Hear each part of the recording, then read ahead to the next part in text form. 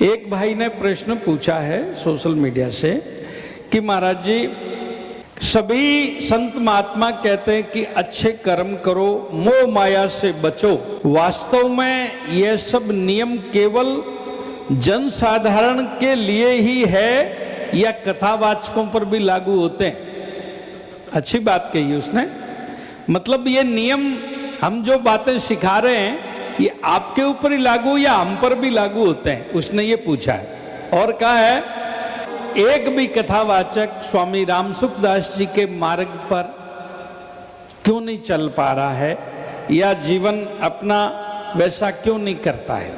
भाई ने पूछा है कि उनके जैसा जीवन आज के संत क्यों नहीं कर पा रहे हैं। भी पैसा नहीं लेना या स्त्रियां पांव नहीं छुए या जगह जगह भटकना, इस तरह से क्यों नहीं कर पा रहे हैं। तो भाई आप अगर सुन रहे हो तो आपको बताऊं कि जैसे जैसे कलयुग बढ़ रहा है लोग दिखावे पर अधिक जाते हैं।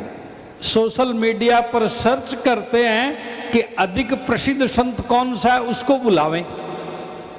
तो आप वैसे लोगों के पास पहुंच नहीं पाते हो, आप ऐसे ढूंढिए संतों के पास जाइए जो पैसे नहीं लेते हैं।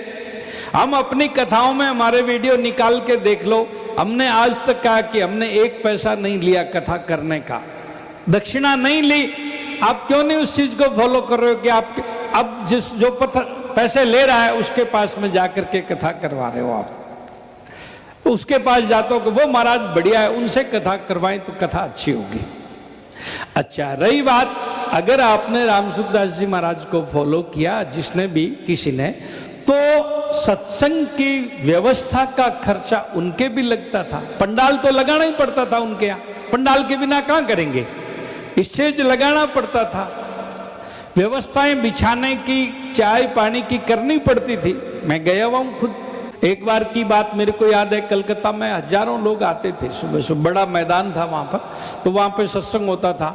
एक बार रात्रि के समय में पता नहीं बिजली से लगी कैसे आग लग गई, पूरा हजारों आदमी का बैठने का पंडाल जल के राख हो गया रात को। और रातों ही रात में पंडाल तैयार, वापिस सेठ लोग थे वहां पर, पंडाल तैयार करवाया। सुबह प्रार्थना के समय प्रार्थना हुई 5 बजे और सत्संग के समय सत्संग हुआ, तो उसमें पैसा लगाना। तो आप उधर क्यों नहीं व्यवस्थाओं में खर्च करते?